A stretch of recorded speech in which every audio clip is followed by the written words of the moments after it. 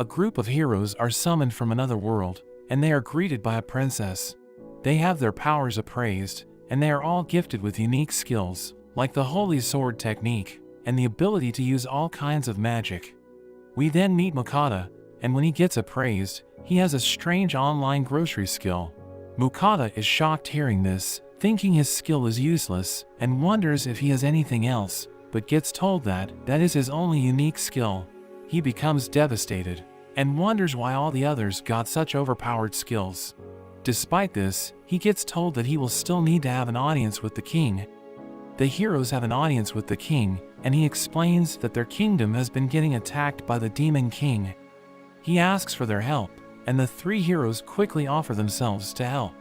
Mukata, on the other hand, decides he isn't cut out for being a hero, thinking he would only get in the way, and says he just wants to have a simple life. He ends up getting out, and they even send him off with 20 gold coins. In the town, he starts attracting people's attention with his strange attire, so he quickly buys a change of clothes. He goes around, trying to learn about this world, and ends up getting a room at the inn. He is relieved he decided not to be a hero, finding the king suspicious with how luxurious they seemed, and decides he should leave the kingdom as soon as he can. Mukata checks out his stats, and sees he has an item storage skill, and an appraisal skill. He tries calling out for his online grocery skill, but nothing happens.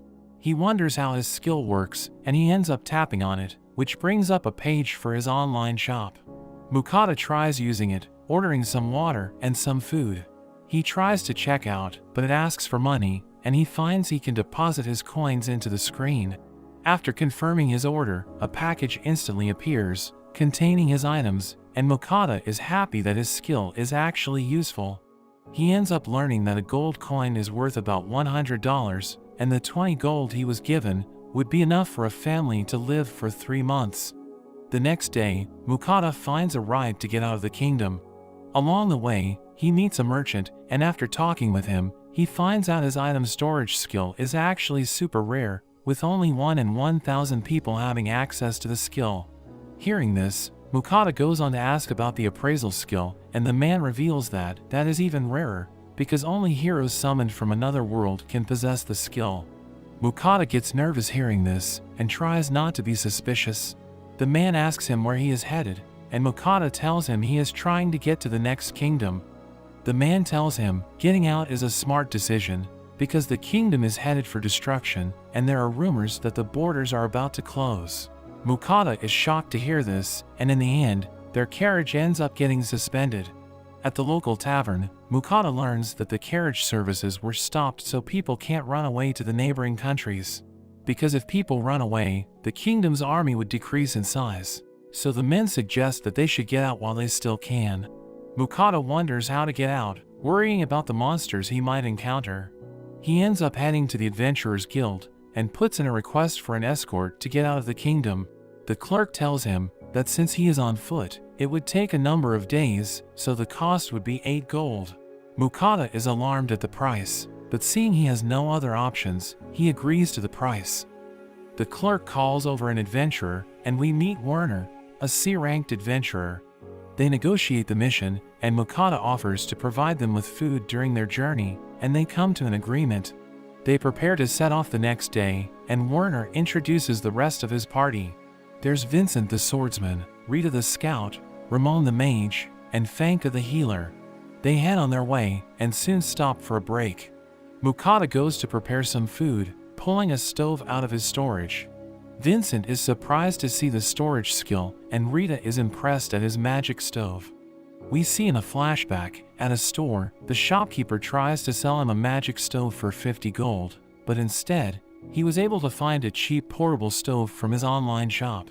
He ends up making some soup and sandwiches, and when the party tries it, they are amazed. Ramon finds the soup to be delicious, but it was actually just some instant soup.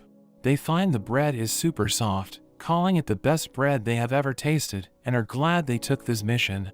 The group continues on their way, but get attacked by some monsters. Werner and Vincent are able to swiftly take them out, but Mukata is startled at the scene. As they get healed up, Rita reports that there is a red boar ahead. They discuss how to deal with it, but it suddenly appears, and Mukata is shocked at its size. Werner tells him to get cover, and they proceed to battle against the boar. The boar is defeated, and Mokata is impressed at their strength. They end up skinning the boar for its skin and horns, but there is too much meat for them to carry, so Mokata suggests putting the meat in his storage. They decide to stop for dinner, and the group is looking forward to eating his food. They crowd around him to watch, but Mokata gets worried, saying he gets embarrassed, but in reality, he doesn't want to reveal his special skill. He gets to cooking, combining bacon, cabbage, potatoes, and even adding sausages to create a delicious stew. He hands out the bowls to everyone, and as they eat, Mokata wonders if it's not to their taste, but they are soon stuffing themselves, and they all ask for seconds. Mokata is surprised they like it that much, and Ramon reveals that they normally eat jerky and hard breads when they are traveling. Rita even feels her body in better shape thanks to the meal.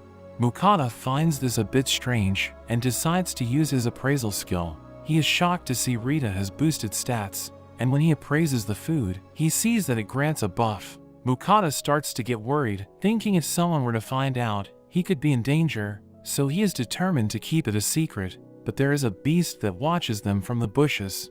The party continues on their journey. A few days away from the next kingdom, they set up camp in a forest, and Mokata decides to cook some of the boar meat for their dinner. He starts preparing the meat, slicing it up into pieces, and he uses a special sauce from his shop to flavor it. As he starts cooking it, the others are amazed at the smell, and it even attracts the attention of the beast. When Mokata is finished, the others stare in awe. As they try it, they are immediately blown away, having never tasted something like this before.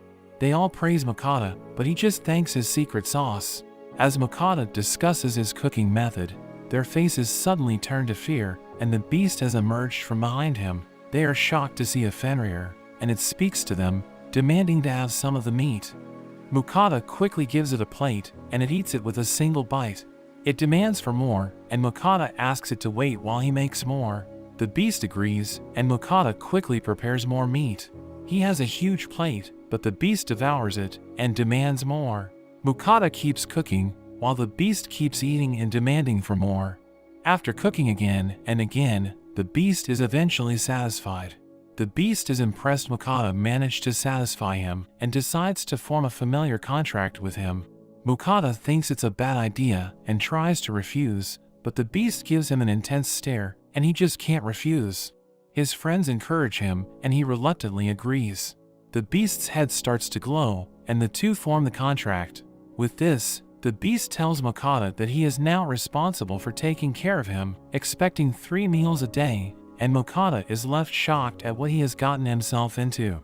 As part of the contract, the beast tells him to give him a name. Mokata tries to think, coming up with common dog names, but the beast is not impressed. Seeing it is a Fenrir, Mokata suggests Fel, and the beast agrees. As the party continues on, the people avoid them, and Werner worries that they won't be able to get past the border. Rita explains that there is a legend where a Fenrir destroyed a whole country, and Franca says it definitely happened. Mokata starts to worry, but Fel tells him he will destroy anyone that messes with them, but this just makes them more nervous. They have a break for lunch, and as Mokata goes to prepare the food, he realizes he is out of meat. When Fel demands to have meat, Mokata says he eats too much and tells him to catch his own food. Fel agrees with this and heads into the forest, leaving the rest of the party amazed that he can already command the beast. Fel soon returns, bringing back a rock bird, and Werner is surprised, saying that it is a B-ranked monster that they normally would struggle to defeat. Its beak and claws are valuable, and Fel lets them have the materials, as long as he gets the meat. Mokata starts preparing their lunch, treating it like chicken. He uses teriyaki sauce for flavor. He serves the party, and Fel wonders about his share. Mokata tells him since he eats so much, he will need to wait until the end, and he patiently waits his turn. Mokata makes a huge portion for Fel, and he happily eats it all. After that, the party makes it to the border of the kingdom of Venan. The guards are on high alert, and Werner says they are preparing for Fel. He tells them to wait, while he heads down to explain the situation. Mokata wonders if it's going to be okay, and they soon end up completely surrounded. The commander worries about letting in a beast that can destroy a country, but Mokata tells Fel not to cause any trouble, and Fel says he will only destroy those that harm them. The soldiers are amazed it can talk, and the commander ends up agreeing to let them in. As they enter, the party show their guild cards, but Mokata doesn't have one, so he is forced to pay to get in. They finally get in, and Werner warns Mokata that people will be after him when they hear he has a legendary familiar. Mokata despairs, thinking he had gotten away from the politics, but says he won't be staying for too long, planning to continue traveling and making money using his unique shop skill. Werner suggests it would be helpful to join a guild, and Mokata considers the Merchant Guild. However, Vincent points out that the Adventurers Guild would be able to help with skinning and buying the materials from the beasts that Fel hunts, so Mokata struggles to decide. But Franca says that although it's not common, it's possible to just register for both guilds. The party heads into the town, and Mokata is hit with another fee. There is a servant that instantly greets him, inviting him to meet the Count as a legendary beast tamer. Mokata doesn't want to go, and tries to turn him down, but the man is insistent that he comes with him. However, when Fel approaches, he threatens the man, who runs off terrified. Werner worries about making an enemy, but Fel says he can handle anything they throw at them. Vincent suggests they would need a dragon to go up against Fel. Mokata is shocked to learn there are dragons, and Fel agrees that a dragon would be the only thing that could match him, saying he once fought against one 400 years ago. Werner gets Mokata to sign off on their job, and Mokata is surprised he can understand the language, thinking it must be a skill that heroes are summoned with. The group thanks him for all the delicious food, and the party goes their separate ways. Mokata heads over to the Merchant Guild, and the people around try to avoid him. As he enters, everyone turns their attention to him, nervous at the sight of Fel. Mokata requests to join the guild, and the clerk explains that there are 5 levels of merchants, which determines the level of fees and taxes. She offers him the iron rank, and hands him his guild card. Later, Mokata finds that beasts aren't allowed to stay at the inn, but Fel is more interested in what's for dinner. Mokata starts preparing the meat, but suddenly gets a craving for rice, so he picks up another stove from his shop. As he cooks, Fel watches eagerly. He finishes it off with a sauce, and Fel devours it, finding it to be delicious. Mokata gives him another steak, but Fel notices a change in the flavor. Mokata reveals he has different sauces, and Fel is amazed that the same meat can taste completely different. But in the end, Fel really likes the garlic flavor. Mokata cooks for himself, making a delicious beef bowl, and he blows himself away. As Mokata goes to rest for the night, he quickly prepares the goods he plans on selling. The next day, Mokata heads back to the Merchant Guild, wanting to sell some of his goods. When the clerk checks out what he has, she is shocked and runs off. Mokata wonders if there is a problem, but she ends up inviting him inside. He meets with the guild master, who examines his goods. The guild master tells him that the quality of his salt and pepper is exceptional, even fit for a king.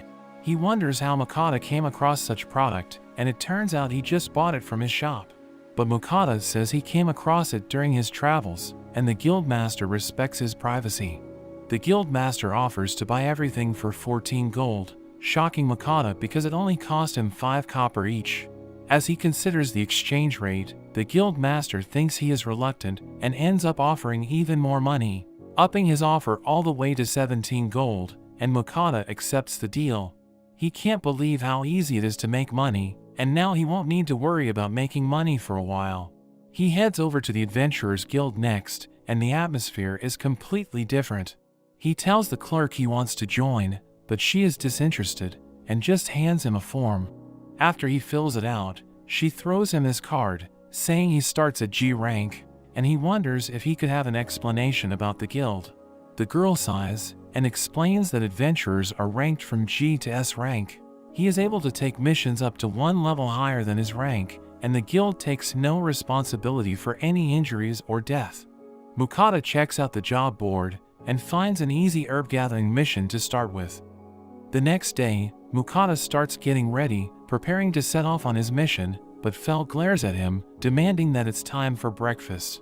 The two make it to the fields, but Fel says he is still hungry. There wasn't enough ingredients, so Mokata tells him he should go hunting again. Fel agrees, but worries about Mokata's safety if he is not around, saying he can feel that there are monsters around. Fel tells him not to worry, casting a protective barrier on him. He dashes off, telling Mukata to have lunch prepared for him. Mukata starts his quest, searching for his herbs, but it's an easy task for him because he can use his appraisal skill on the field to easily find the right herbs.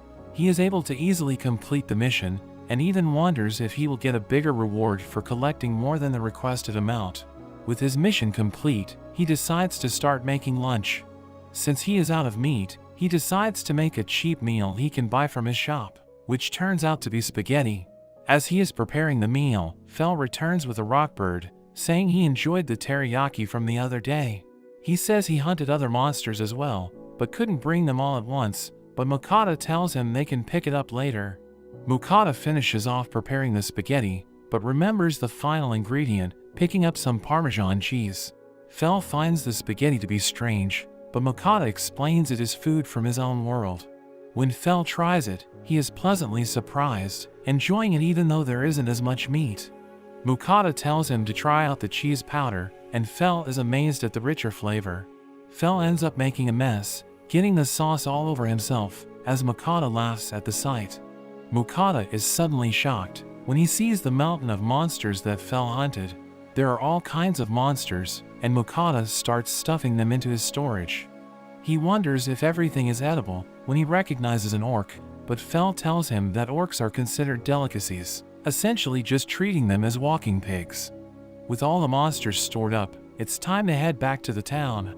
Mukata heads to the Adventurers Guild and hands in the herbs.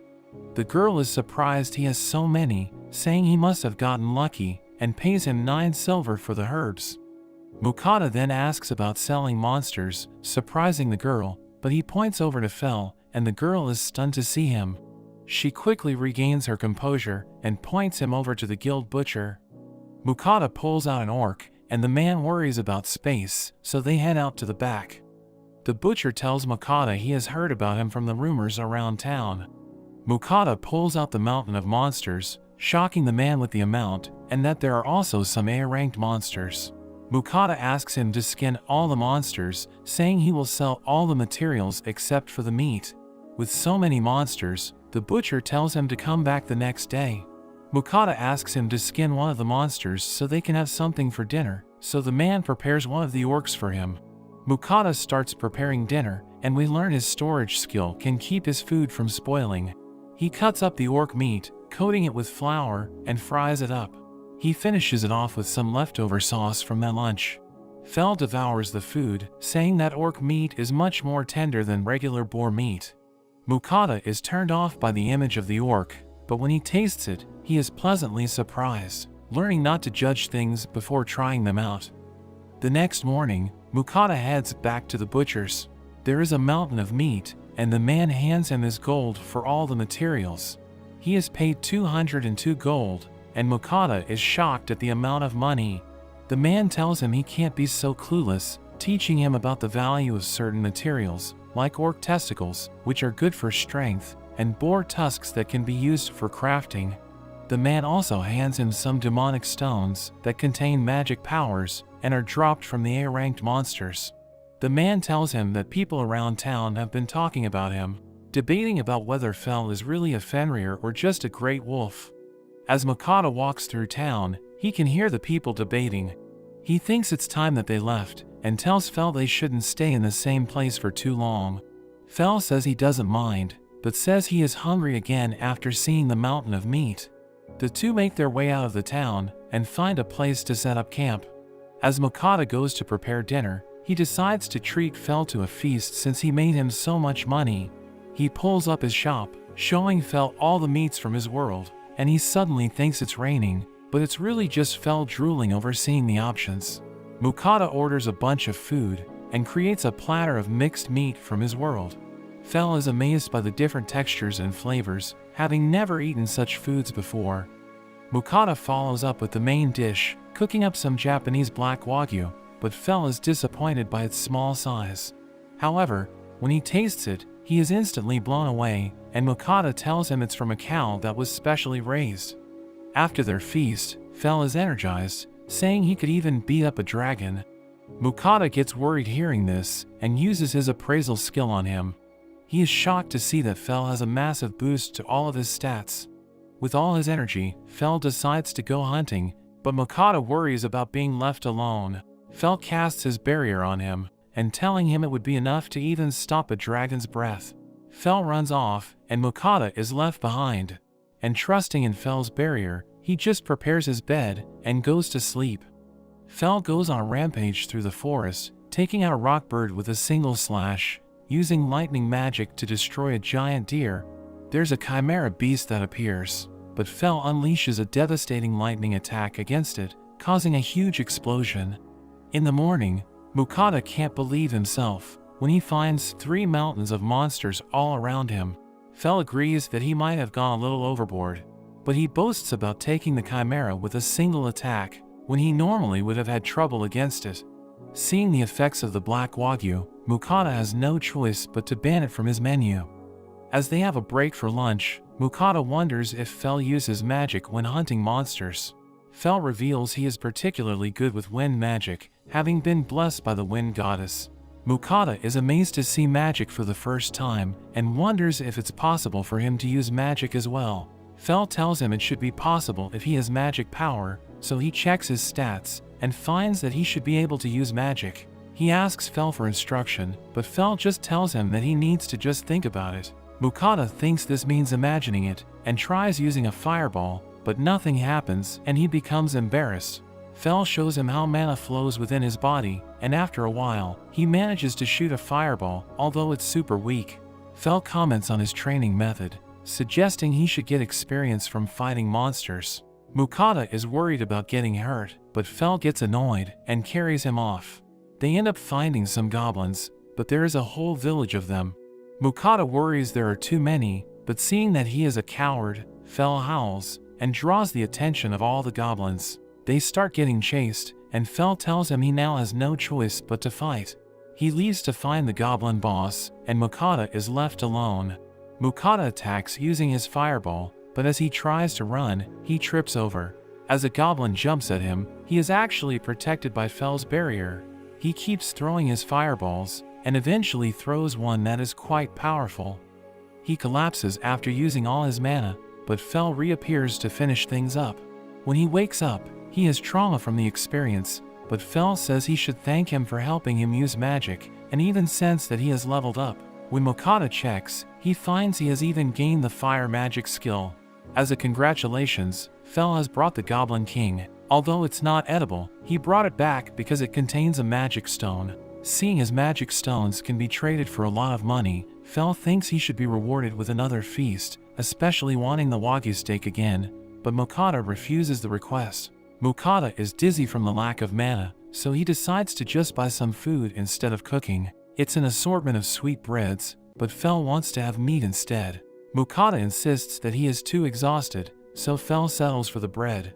Despite not being meat, he finds it to be good, and even asks for more. Mukata tells him if he eats too many sweets, he could get cavities or diabetes.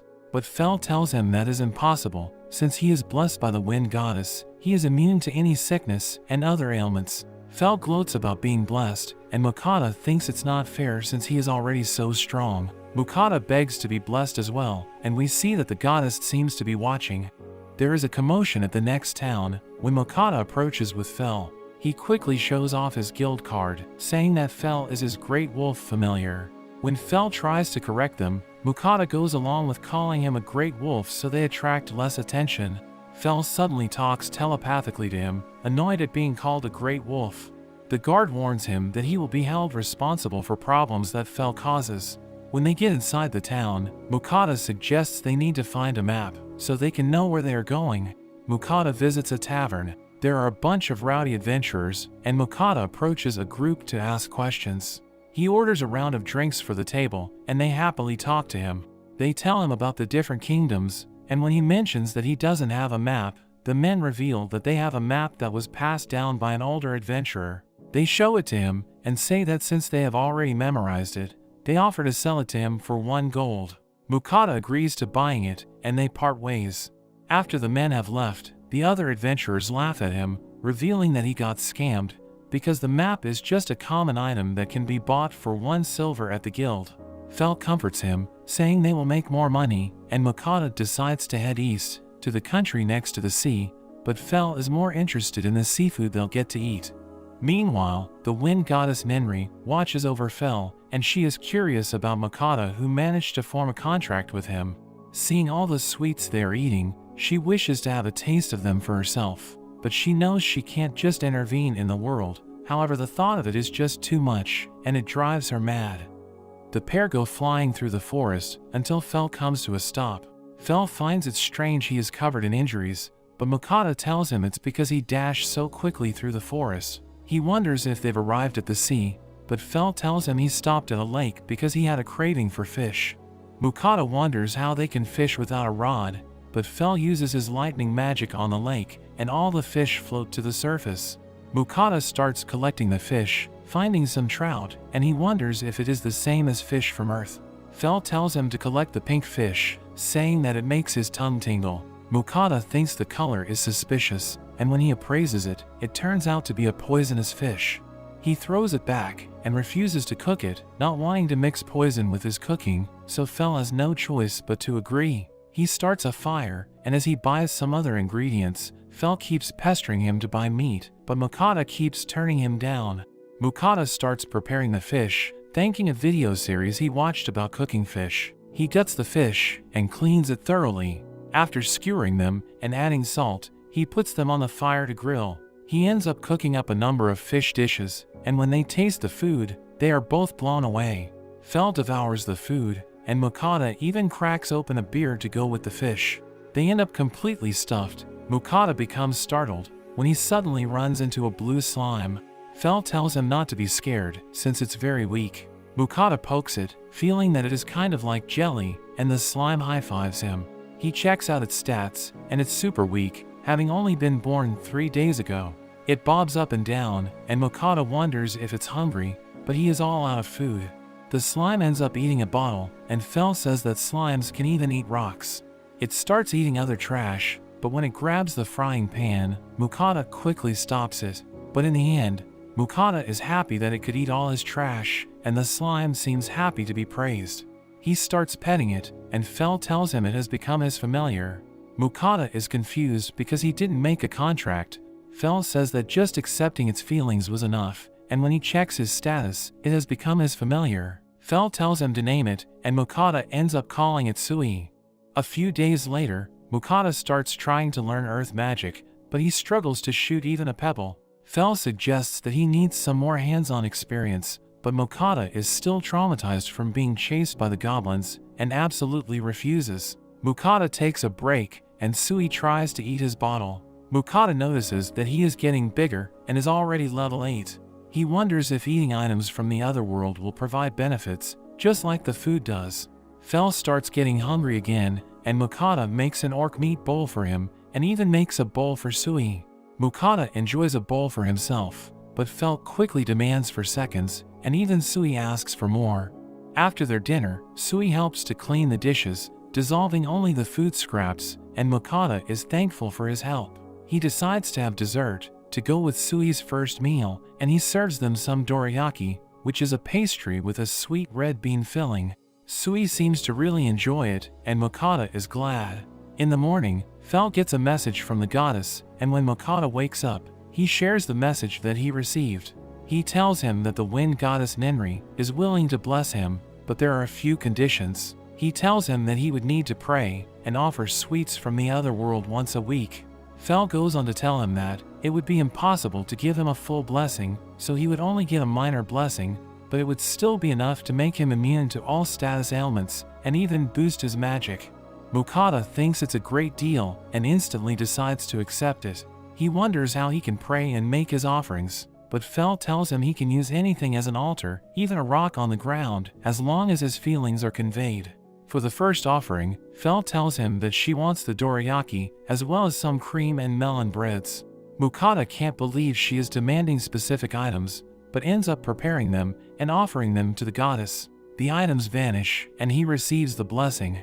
Meanwhile, Nenri gets hold of the sweets, and she can't believe just how soft and sweet it tastes. She quickly devours it and becomes sad when it's finished.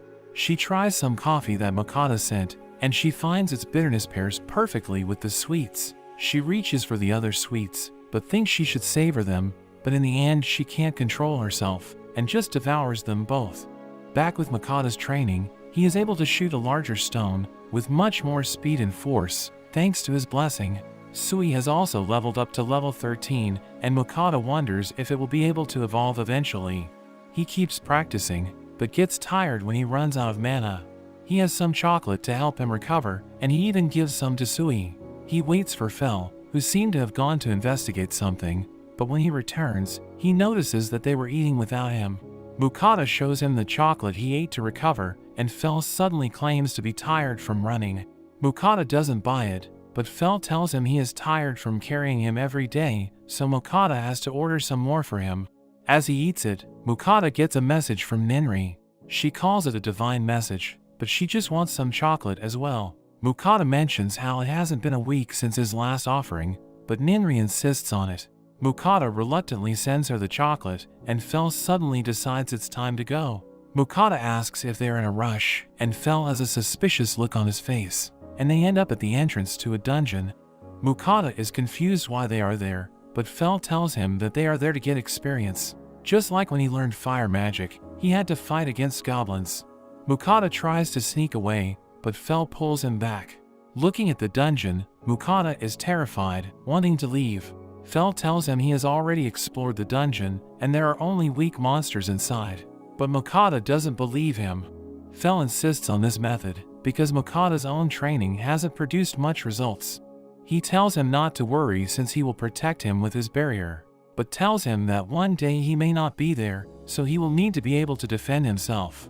Mokata ends up agreeing, but decides that he needs to prepare before they go in. He prepares a feast of all kinds of food from his shop.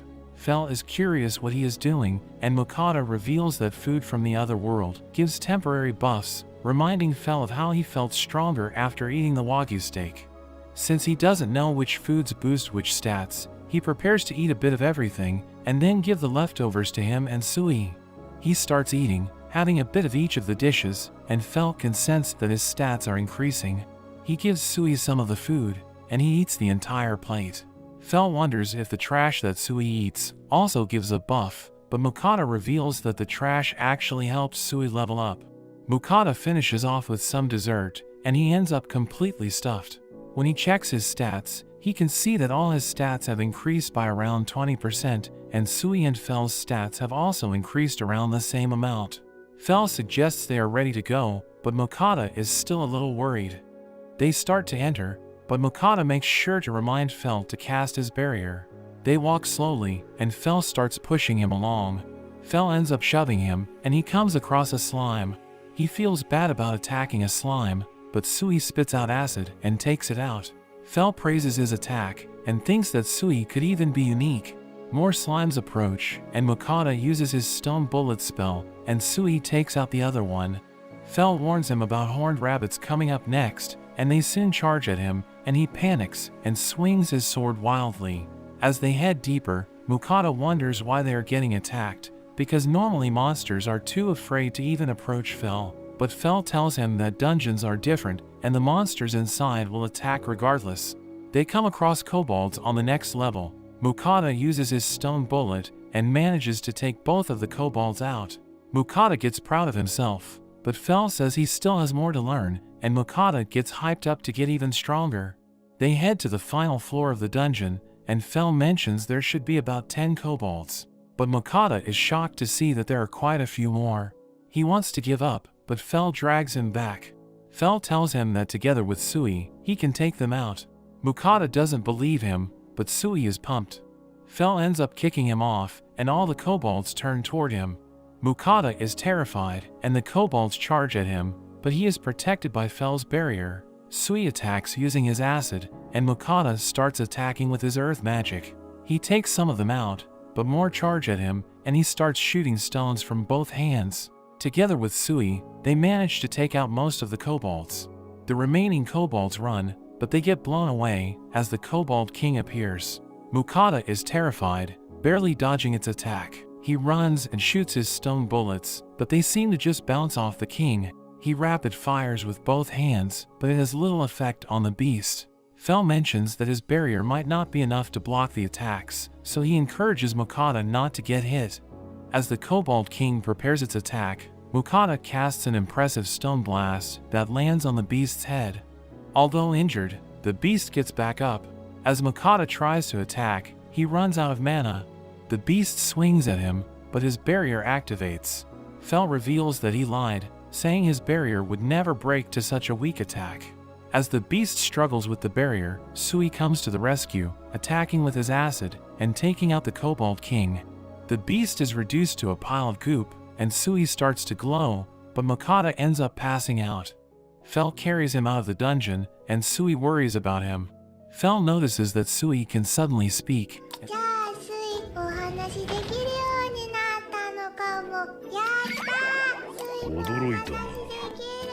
Sui can't wait to talk with Mukata, and wonders when he will wake up. Fel says they can talk while they wait, and Sui happily calls him Uncle Fel. Fel is annoyed at being called an uncle, but Sui mentions how he is big and strong, and is always taking care of them, so he sees him as an uncle. Fel is proud for a moment, but snaps out of it, and refuses to be called an uncle. He leaves to get a snack, but quickly returns to remind Sui to stay in his barrier, and Sui insists that he is Uncle Fel.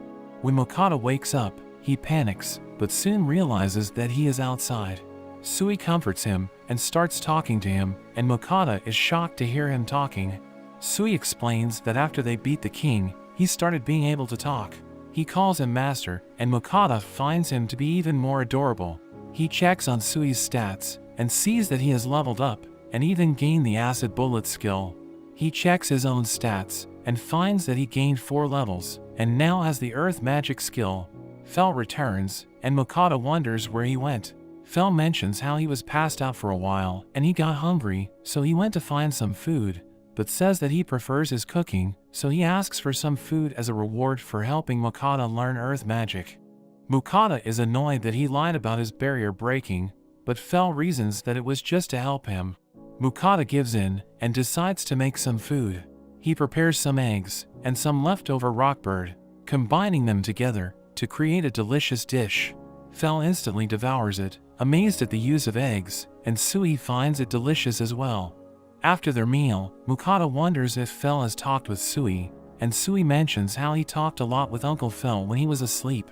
Mukata laughs at Fel being called an uncle, and Fel gets mad, reminding Sui not to call him uncle. Mukata keeps making fun of Fel, saying compared to Sui, who is only 2 weeks old, he is definitely an uncle. Sui insists on calling him uncle, but Fel yells at him, and Sui begins to cry. Mukata calls him mean, and Fel has no choice but to let Sui continue to call him Uncle Fel. As they travel, Fel mentions that they are going to be passing through Orthros and Griffin territory. Humans would normally go around to avoid these areas, but Fel insists on going straight through. Mukata is shocked to learn this, and gets worried about getting attacked. He wonders why they are going straight through, but Fel says they are no threat to him. Mukata tries to get him to turn around, but Fel tells him they are already in the Orthros territory. Mukata hears the beasts in the forest, and they are soon approached by a pack of Orthros, which appear to be twin-headed wolves. Fel uses his intimidation, causing the Orthros to back away, but there is still one that wants to fight. Fel sees that it's younger and more foolish, so he tells Mukata to stand back with Sui. Mukata hides in a bush, and Fel tries to warn the beast, but it lunges at him, and Fel uses a skill, completely destroying the beast with a single slash. The other Orthros become terrified and run away. Mukata wonders about the attack that Fel used, and Fel explains that it's a skill he invented 600 years ago. As he talks about it, Mukata sees how smug he looks, and Sui wonders if he could also learn the skill. Mukata says it's unlikely since he doesn't have claws, but compliments his acid bullet skill. He praises Sui, and Fel is left feeling jealous. As they set up camp, Mukata is still on edge, but Fel tells him not to worry, because the Orthros should have learned their lesson. Fel is more interested in what's for dinner, but Mukata still worries, and wonders if he has set up his barrier correctly. Sui calls out, saying he is hungry, and Mukata rushes to him, saying he will cook something nice for him, and Fel notices just how different Mokata is treating the two of them. As Mokata is about to cook, he asks Fel how long it will take for them to get through the forest. Fel tells him that they are halfway through, and Mokata is shocked that they have another 3 weeks to go. Thinking that they may run out of meat, Mokata decides to cook some black serpent. He has heard that it tastes just like chicken, so he decided to prepare it in the same way. He orders his ingredients and takes the meat off the bones. He finds the meat lean, like chicken breast, so he cuts it up, marinating it in sugar and sake. He makes a chili sauce out of his special ingredients and then fries it up all together to create his dish. Mokata is hesitant to try it, so he imagines it as chicken. As he eats it, he finds it to be delicious, and Fel demands to have some as well, snatching the dish out of his hands. Fel finds it to be amazing and immediately demands for more. As they travel through the forest, Fel suddenly comes to a stop. He sees some glowing mushrooms and says that they have the power to heal the body. They are usually quite rare, so Mokata decides to stock up on some. Sui eats the mushrooms, while Mokata continues to harvest them. Mokata ends up with a bunch, and Sui suddenly starts glowing. Mokata wonders if he is okay, and the glowing stops. Mokata uses his appraisal skill just to be sure, and finds that Sui has gained the skill to create healing potions. Fel suggests that skill is from eating all the mushrooms, remembering a time when he saw a slime turn to metal after eating only metal. Mokata is overjoyed to learn this, and he praises Sui. He asks him to try out his new skill, and Sui gives it a go. He eventually creates the healing potion from his hand, and Mokata quickly grabs a bottle and bottles it up. Mokata appraises the potion, and it's considered high quality. Mokata wonders what this means, and it turns out Sui can create 3 levels of potions that can be used to heal different amounts. Fel says he has been around a long time, but has never seen a slime that can produce healing potions, so he thinks that Sui must be unique. Sui jumps onto him, and he continues to praise him. They continue traveling until they eventually enter the griffin territory. A griffin lands, and Mokata is terrified, but the griffin shows respect and is able to speak. It asks Fel for a favor, saying he wants to fight Fel so he can be accepted as the leader of his group. Fel agrees, but says he won't be going easy. Mokata takes cover, but communicates to Fel not to kill him. Their fight begins as Fel charges at the griffin. Fel lands a kick, and the griffin shoots his feathers down. The area is filled with dust, and the griffin launches an attack. But Fel uses his wind magic, creating an enormous tornado, which cuts up the bird. Mokata tells him he has done enough, and Fel ends his magic. Mokata rushes over, and the griffin is heavily injured. Mokata calls for Sui, and drenches the bird with the healing potion. The griffin is saved, but it feels bad about losing. But Mokata tells him to look closer, and it seems he was able to do some damage to Fel, and Fel reluctantly admits to this. The griffin lets out a cry, and the rest of his flock joins him. He is accepted as the leader, and as thanks, he gives Mokata one of his feathers, saying they won't eat his descendants. The griffins leave, and they set up for another night. Fel demands lots of meat after using his energy in the fight, but Mokata mentions how he gets plenty every day. Mokata decides to cook up the rest of their meat, and he fries up some orc meat. Fel and Sui happily devour the food, but Mokata is hesitant, remembering what the orcs looked like, but in the end, it's just pork, and they all happily eat. After their meal, Fel wonders if he has been making his offerings to Ninri, but Mokata seems to have forgotten. Fel reprimands him, and we see Ninri waiting. Mokata finally prays, and Ninri yells at him for being late. Mokata says he has been busy, but Ninri says she has been watching and knows that he just forgot. She continues to reprimand him, but Mokata begs for forgiveness, offering up a large range of Western desserts. Ninri's mood instantly changes, drooling over the desserts. She is blown away by the cake and demands Mokata to send her the same amount next time. The group finally makes it through the forest, and they approach the kingdom of Leonhardt. He mentions they need to get to the guild because they are out of meat, and Fel immediately worries. He starts searching for the road, and they come across a caravan in the distance. Fel mentions they are being attacked by bandits, and Mokata tells him to save them, offering up a special dinner. Fel dashes off, excited about the offer, and we see that at the caravan, the people are struggling against the bandits. Fel arrives, letting off a deafening roar that causes everyone to freeze. He tells the bandits to give up or else, and they all throw down their weapons. They are all captured, and we meet Lambert, the owner of the caravan, and Lars, the leader of the adventurer group. They thank him for his help, and they are surprised to meet the person that all the rumors have been talking about. Mukata wonders where they are headed, and Lambert says they are headed to the city of Carolina. Mukata reveals they are new to the area, so he asks to tag along with them. Lambert feels safer having him around, and welcomes them to join him. As Mukata joins the escort, he hears the guards debating if Fel is a Fenrir or a great wolf. Mukata is shocked to see that the rumors about him have spread so far, but he learns that the guilds have been sending letters about him, using magical teleportation tools. Everyone seems focused on Fel, but Mukata worries about leaking his identity as a summoned hero with his item storage and shop skills. He realizes that nobles seem to have the most interest in Fel, and he hopes that no one will try anything in this new kingdom. The caravan stops for the night, and Fel reminds Mukata that he promised him a special dinner for saving the caravan. While the guards settle for eating jerky, Mukata finds a private area. Fel demands lots of meat, but Mukata seems bored of his request. However, when Sui says he wants some meat, Mukata happily agrees. He is all out of steaks, so he decides to combine all the meat that he has left. Since he promised a special dinner, Mukata goes all out with his seasoning. He marinates his meat with his sauces, then adds flour and shakes it to create a coating. He fries it all up, and creates a delicious fried chicken dish. Sui finds it amazing there are 2 different flavors, and Fel also seems to enjoy it. As Mukata cooks up the rest of the meat, the smell travels over to the rest of the caravan. They are all drawn by the smell, and they approach to check it out. They wonder what he is eating, and Mukata offers to let them try some. The men instantly find it to be delicious, saying it's the best food they've ever had.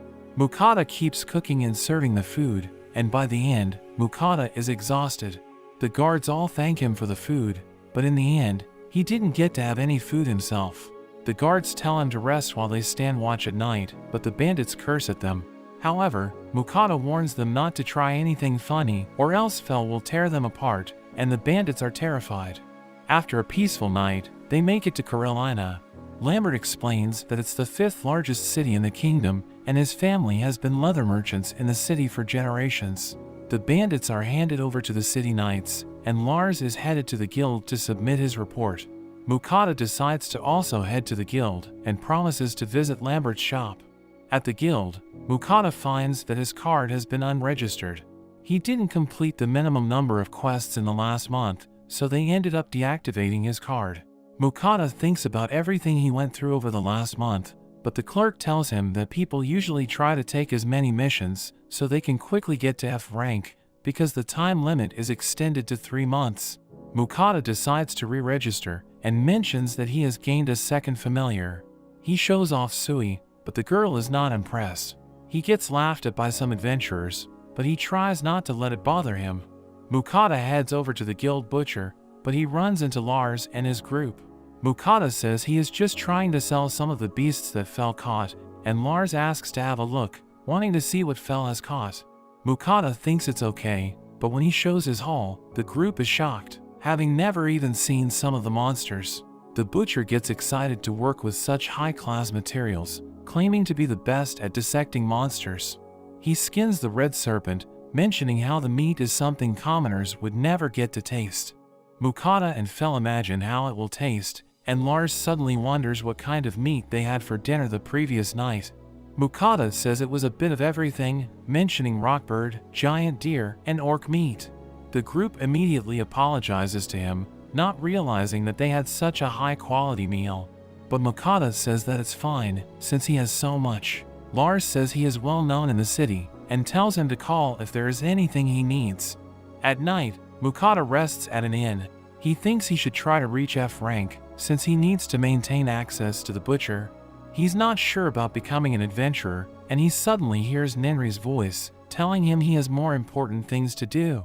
She says she has been waiting patiently for him, so Mukata checks his shop for some sweets. He picks out a bunch of jellies and pudding, and offers them to Ninri, thanking her for her blessing. As Ninri tries out the pudding, she is amazed by its wobbly nature. but as she enjoys it, it seems as though she has attracted the attention of the other goddesses. The next day, Mukata checks out the job board at the guild. Each of the jobs gives points based on their difficulty, with herb gathering giving 1 point and goblin hunting giving 3 points. He needs to get to 100 points to move up to the next rank, and Fel thinks they should take the goblin quest to level up faster, but Mukata refuses, because he still has trauma from the last time he fought goblins. Fel wants to get to the ocean as soon as possible, so he can eat all the seafood that he wants. He has been craving seafood ever since the last time they had fish. Fel asks Sui what he thinks, suggesting he could fight against goblins, and Sui gets excited.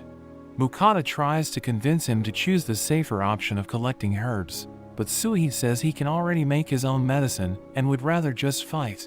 Mukata gives in and picks up the goblin hunting mission. They head into the forest, and their mission is to hunt 3 goblins. They quickly find some goblins, and Sui easily takes them out with his acid bullets. As proof that they killed the goblins, Mukata has to cut off their right ears. Mukata struggles to do this, and Fel thinks it's weird since he should be used to cooking monsters, but Mukata argues that it's not the same. Mukata's rant ends up attracting a whole swarm of goblins. Sui easily takes them out, blasting them with his acid spray. They find the goblin camp, but Mukata says they've already done enough to complete the quest. Sui begs to continue, and Mukata lets his guard down, and Fel drags him along. In the end, they take out all the goblins, and Sui says he had a lot of fun. Fel tells Mukata to collect the ears, but Mukata wants to refuse. Fel drags him along, and after collecting all the ears, Mukata has emotional damage. Mukata gets worried about how they should dispose of all the bodies, not wanting to attract other monsters or even a dungeon to form. Fel suggests they could burn the bodies, but Mukata worries about starting a forest fire. Mukata ends up asking Sui to melt all the bodies with his acid, and Sui starts to shake and grows to an enormous size. It seems Sui has gained a new skill to change his size. Sui starts to shake again and splits up into smaller pieces. There is a whole army of slimes, and they start melting down the pile of goblins. Mukata wonders if Fel has ever seen something like this, but even he is amazed. Sui finishes the job, and Mukata wonders just how much stronger he will become. When Mukata returns to the guild, everyone is shocked at how many goblins they took out. He is called to meet the guild master, and Mukata starts to worry. They are introduced to the guild master Willem, and he confirms that they wiped out the entire goblin settlement. Mukata admits to it, and Willem is impressed by Fel's strength. He reveals the real reason for calling him, mentioning a message he received from the royal palace. It says that they can freely live in the country, however, they wish to rely on him in times of emergency. Mukata celebrates being free from the agendas of the nobles, and Willem says that just having a legendary beast in the country will be enough of a deterrent to the neighboring countries. Hearing that Mukata is looking to level up his guild rank, Willem decides to use his authority as the guild master to raise him to C rank. Mukata is shocked to hear this, and Willem says it would be a problem if Fel's master was too low ranked. In exchange for ranking him up, Willem has some requests for him, but Mukata isn't too keen on doing regular work, so he tries to decline, but Willem mentions that he actually wants Fel's help to take on some A and S ranked missions for him. Fel is confident he can handle any mission, and Willem is happy to hear this, because there are no adventurers that can normally take on those jobs. Willem says that he will tell the other adventurers not to mess with them, and Mukata thinks he can trust him, so he makes a special request. He reveals a bunch of high-ranked monsters that he's been keeping. Willem and the butcher are shocked to see the monsters, and the butcher has never even seen a chimera before. Mukata explains he kept them hidden because he didn't want to cause a scene. He wants to sell them to the guild, but Willem says that they don't have the money to even buy the chimera from him. The butcher gets excited to work with a blue ogre, and Mukata wonders what's special about it, but the butcher says it's a unique S-ranked monster. He points out the Orc King, which is also an S-ranked monster, with its ability to control all other orcs. Mukata can't believe all the S-ranked monsters that Fel has hunted, and Sui pops out, saying that he wants to be strong just like Fel, and Mukata starts to get nervous. Willem tells him to come back the next day, when his new card will be ready. Later that night, Mukata wonders what they should have for dinner, and Fel wants meat as usual. Mukata thinks they have been eating too much fried food lately, so he decides to cook something more refreshing. He boils up some rockbird meat, prepares his vegetables, and then starts shredding the meat. Sui joins in to help him out, and he tops it off with a sesame dressing. Fel is not sure about the vegetables, but they end up devouring the meal, and Sui finds the sesame sauce to be especially delicious. Mukata realizes he didn't cook any rice, so he makes himself a sandwich instead. Sui asks to try some, and Fel also asks for seconds. After the meal, Fel rests, but Mukata thinks it is pretty cramped for him, since they are used to sleeping out in the wild. Mukata takes out his futon to make it more comfortable for him, and he instantly falls asleep. The next day, Mukata goes back to the guild, and is surprised to see his new card is silver. He now has a 6-month time limit to complete his missions, so it shouldn't be getting deactivated. Willem goes on to pay Mukata. Calculating the value of all the monsters he sold, the red serpent was worth 200 gold, and the blue ogre was 432 gold. Mukata is shocked at the value of everything.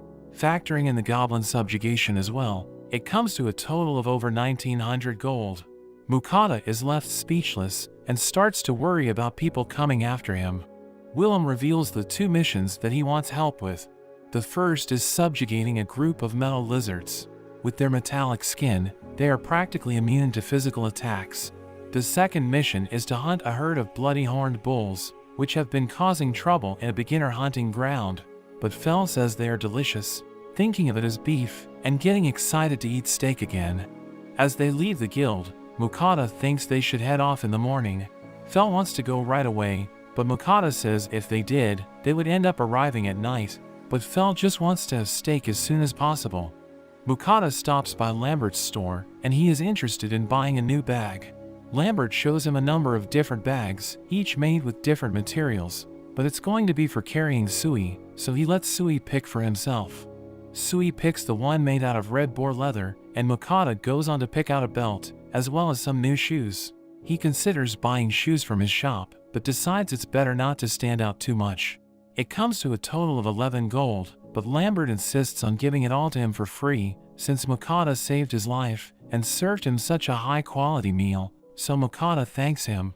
Lambert asks about the black serpent that they ate and wonders if Mukata still has the skin, but Mukata says he already sold it to the guild. Lambert gets disappointed and mentions there is shortage of serpent skin. He dreams about getting his hands on some red serpent skin, and Mukata feels bad about selling it all to the guild. Lambert tells him if he gets any more serpent skin, to sell it directly to him, and Mukata agrees. After they leave, Fel feels like eating serpent, since they were talking about it so much. Mukata thinks about how good it tasted, so he decides to cook it again. He starts marinating the meat, and is ready to give Fel all he can eat. He starts frying it up, and when he tastes it, Sui and Fel complain he is eating without them. Fel wants to start eating, but Mukata fries the meat for a second time. As the two start eating, they find it even better than last time, since it's twice as crispy from being fried twice. After their meal, they are completely stuffed. Mukata keeps cooking, and Fel says he can't eat anymore. Mukata says it's for himself, and he plans to put some in storage so he can have some whenever he wants. Mukata enjoys a beer as Fel and Sui head to bed. He reflects on his adventure and feels lucky to have found such companions. Mukata and Fel head to the mountains where the lizards were reported to be. Mukata wonders where they could be, but Fel can detect their presence, finding a cave in the mountain. Mukata wants to wait outside, but Fel charges in. When they get inside, they only find one lizard, and Mukata thinks it's strange because it's glowing. He sees that it's a mithril lizard, and Fel says that it must have evolved after eating a bunch of mithril. He says that magic won't be effective, because mithril has the property to diffuse magic. Mukata thinks they might have trouble, but Fel uses his lightning to instantly defeat the lizard, saying he can use magic that can't be diffused. Mukata pays his respects and starts storing it away. He finds a piece of mithril ore and starts to imagine if he had a mithril weapon. He starts collecting some mithril, and Sui helps him out. He thinks about how it would be good for making armor, since it can diffuse magic, or even using the mithril lizard's skin. Fel suddenly crushes the mithril, saying he doesn't need any armor because his barrier is far superior. He wants some more action, so he suggests they should carry on with the guild master's second request. Mukata isn't ready, but Fel is eager to eat some steaks, so he drags Mukata off. They arrive at the field where the bloody horned bulls are located. Mukata is worried because they are as big as rhinos and have a bad temper. He decides to wait on the side, and Fel approaches the bulls. Sui gets jealous that Fel is fighting the bulls, so he quickly follows after him. Mukata sneaks up closer to watch, and in an instant, there is a blast of wind, and all the bulls are defeated. Sui excitedly tells Mukata about the fight, and Fel compliments him on how he did. Mukata is surprised at the number of bulls, and starts stuffing them into his storage. Sui decides to help out, splitting up into multiple slimes, and helping him move the bulls. Mukata starts thinking about all the beef dishes he will be making. Back in town, Willem and the butcher are shocked to see a mithril lizard. Mukata gets nervous and wonders if there is a problem. The butcher explains that an intact mithril lizard is so rare that the last record of a sighting was 400 years ago. Willem explains that the lizard is a sign that there is a new mithril mine, saying that mithril is so rare that there are only 3 mithril mines in the whole world. Mukata is shocked to hear it's such a big deal. Willem says that they will have to keep the lizard as an offering to the king, but mentions that he will be compensated for hunting the lizard and discovering the mine, suggesting it would be worth around 5,000 gold. The butcher is jealous, but Mukata seems to be terrified to hear this. Willem moves on to ask about the bulls, but Mukata shows that he has already completed that request as well, shocking them once again. As Mukata leaves, he worries about his peaceful life being disrupted. Fel says there is no point in worrying, and he is more interested in getting to eat steaks. Mukata starts preparing their dinner, cutting up some steaks, and frying them up until they are medium rare. He sets them aside to rest in some foil, while Fel waits patiently with Sui. The steak is perfectly cooked, and when they taste it, they find it to be outstanding, with juice overflowing with every bite. Fel compares it to the wagyu that he had, and immediately asks for more. Mukata gives him another batch, and adds his favorite steak sauce, making it even more delicious. After their meal, they are completely stuffed, and Fel thinks it would be hard for him to go back to eating raw meat.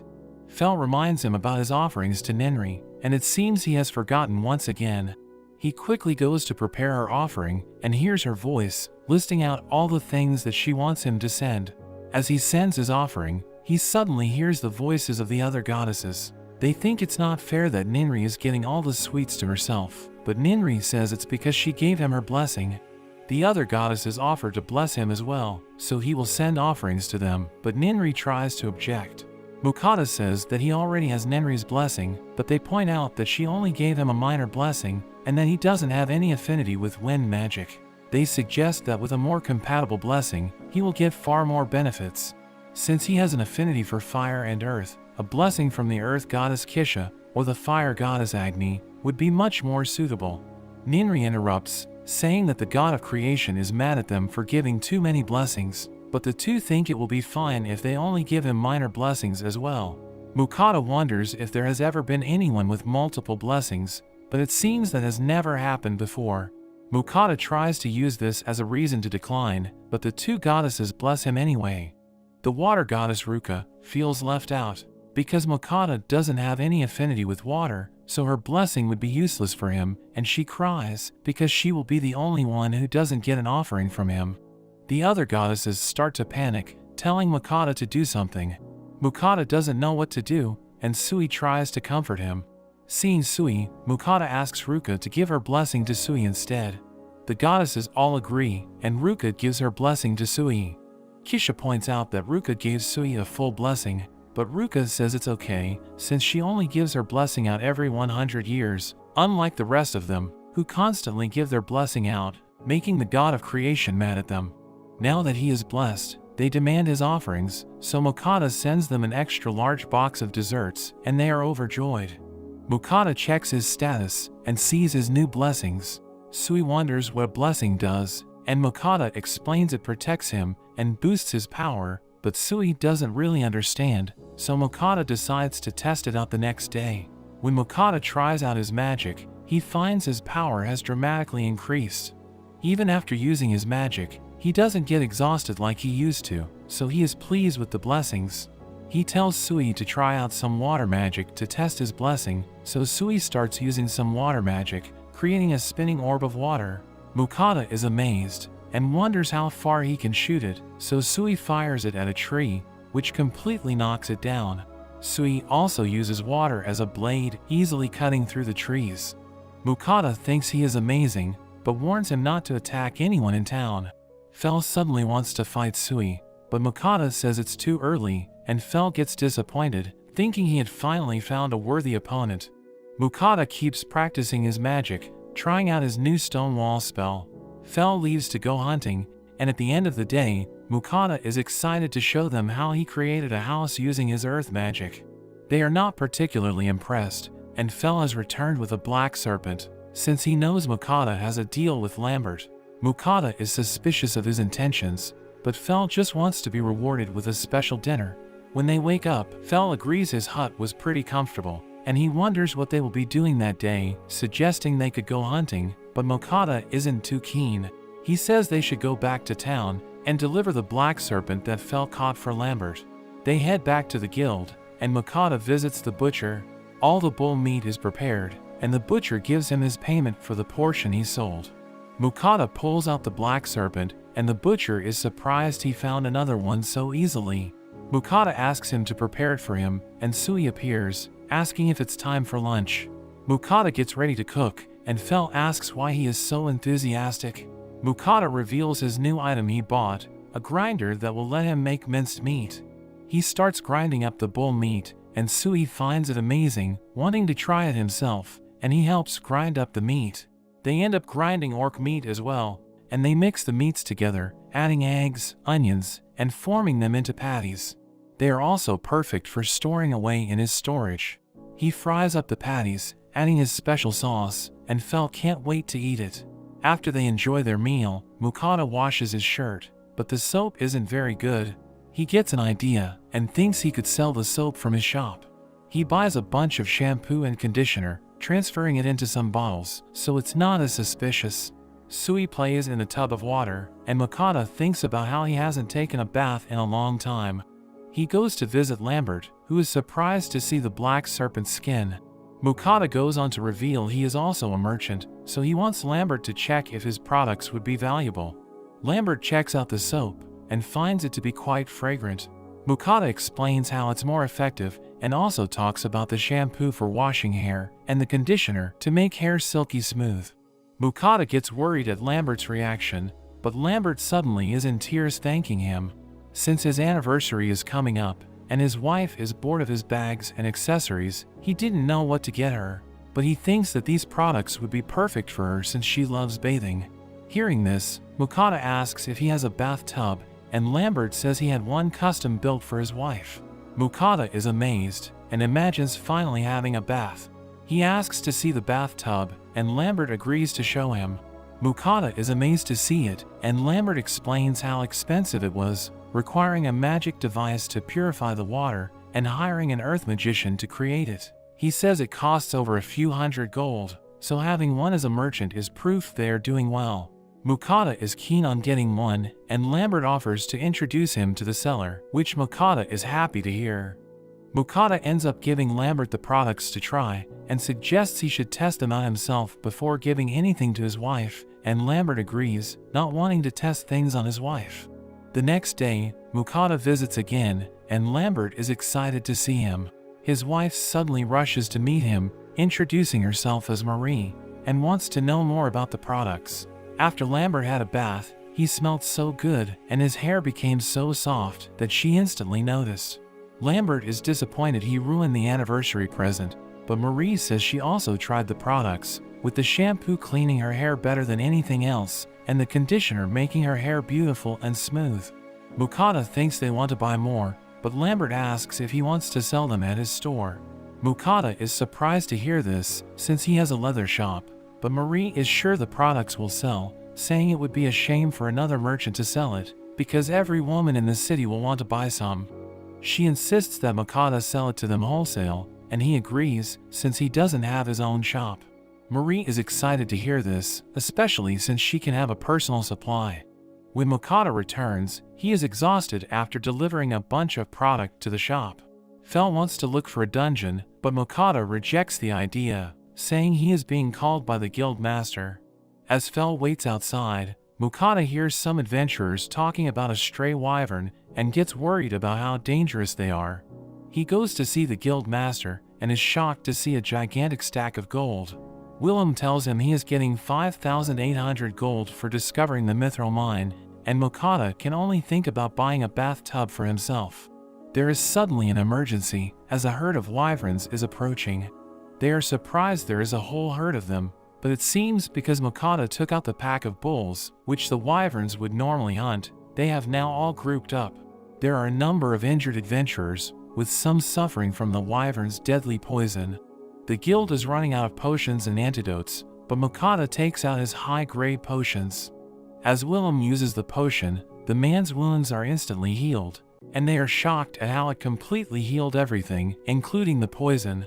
After healing the wounded, Willem orders all the adventurers C-ranked and above to help fight the wyverns. Mokata realizes that includes him, and Willem rallies up everyone and they prepare to fight, but Fel stops them, saying they will deal with the wyverns themselves. Mokata doesn't want to go, but Fel has been bored and says that wyvern meat is delicious, declaring that all the wyvern they defeat will belong to them. Willem wants to help, but Fel says he would only get in the way. They head out into the field and see the wyverns in the distance. Mokata can see they are dangerous, but Fel isn't worried and decides it's the perfect time to teach Sui how to fight flying opponents.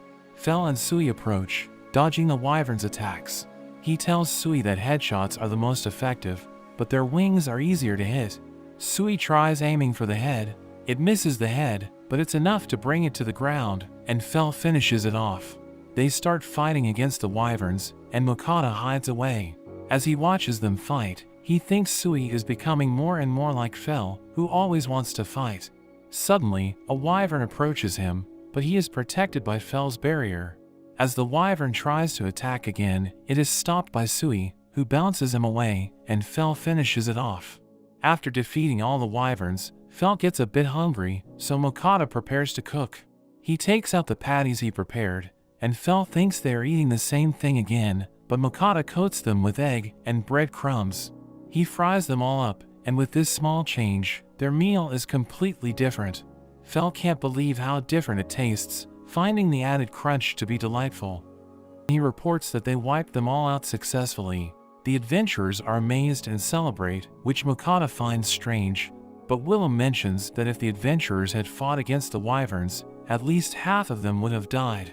Willem says he was worried they had failed because it took them so long to return, and Mokata feels bad because it was an easy battle, but they just stopped to have lunch. He decides not to mention it, but Fel points out the reason they were late, and Mokata gets embarrassed. Mokata reports that there were 13 wyverns, and Willem is interested in buying their parts. Mokata is happy to sell everything except the meat, but the guild only has enough money to buy half the wyverns.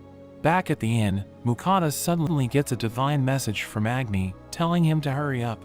Mokata explains he is about to send his offering, and he suddenly gets a secret message from Nenri, reminding him that she was the first one to give him a blessing, so she wants to get more sweets than the others. Kisha secretly tells him that she wants him to send her the shampoo and hair products that he has been selling, and Ruka wants to try out his other food. Mokata tells them he sees it. It actually just looks like a normal bathtub. He ends up picking the green bathtub, and the clerk is shocked he decided so easily, since it would be very expensive for a normal person. The clerk wonders how he will pay, suggesting their payment plan to get out of the city, because everyone has been looking at them since they dealt with the wyverns. They find a nice place, and Fel decides to go off and do some hunting. Mokata marks out an area on the ground, and using his stone wall skill, he creates a private area. He takes out the tub and asks Sui to before taking his bath. Mokata furiously scrubs himself down and finally gets to relax with Sui. After their bath, Mokata decides to cook some of the wyvern meat, and he is excited since Fel mentioned how good it tastes. He thinly slices the meat, creating a rich sauce, and makes a special wyvern beef bowl. However, he notices that Fel still hasn't returned, so he decides to make some stew since he has extra time. He He buys the ingredients and cuts everything up. He sears the meat until it's brown, adding the vegetables next, and then adding water and some red wine. He adds some sauce for extra flavor, and then leaves it to simmer. Sui mentions that Fel is back, and as Mokata waits for him to appear, a dinosaur emerges, which is a shock to Mokata. Mokata asks him about the giant lizard, and Fel mentions that his fight with the wyverns was a letdown, so he went hunting and ended up fighting an earth dragon. Mokata can't believe what he is hearing, and can't believe there is a dragon in front of him. He doesn't know what to do with it, but Fel says it will be delicious. But Mokata reminds him of the exceptional rare monsters he has hunted, but are impossible to sell. He thinks that a dragon will definitely fall into this category, but Fel insists it will be delicious. Mokata says it's going to be a problem, but Fel suggests he ask the guild to help him resell it, and Fel is a bit offended. He tells Fel he needs to take a bath before dinner, and Fel is shocked. Mokata finds some dog grooming tools in his shop, but Fel reminds him he isn't a dog, but Fel immediately denies it. Mokata keeps splashing him to get him wet, but Fel finds it ticklish and wonders if Sui could just use his water magic, but Mokata mentions that Sui's water wouldn't be hot. However, Mokata gets an idea and turns Sui into a shower connected to the hot water. Fel gets completely drenched, and Mokata starts to shampoo him. Fel starts to enjoy it, but Mokata mentions washing his face. Although it scares him, Fel agrees, not wanting to look weak as a legendary Fenrir. After using his fire magic and Fel's wind, they create a warm breeze to help him dry off. Mokata comments on how good he looks, and Fel demands that it's time for dinner. They start with the special beef bowls, which Fel finds amazing, and Mokata is surprised that wyvern tastes similar to Wagyu. As they eat, Mokata tells Fel he needs to start taking, but Mokata uses Sui to tell him he looks better now, so Fel agrees to the arrangement. When they try the wyvern stew, Fel can't believe how good it tastes, and looks forward to what Mokata will make in the future. Another city, and Fel is excited to see it's near the sea, remembering his goal to eat krakens and other sea monsters. But Willem and the butcher just laugh, hearing such an absurd statement, but they know that's exactly what they will do. Mokata says farewell to the people he met along the way, and they set off for their next adventure. But that's where this video ends. I hope you enjoyed the video. Remember to like and subscribe to the channel. Thanks for watching, and I'll see you next time.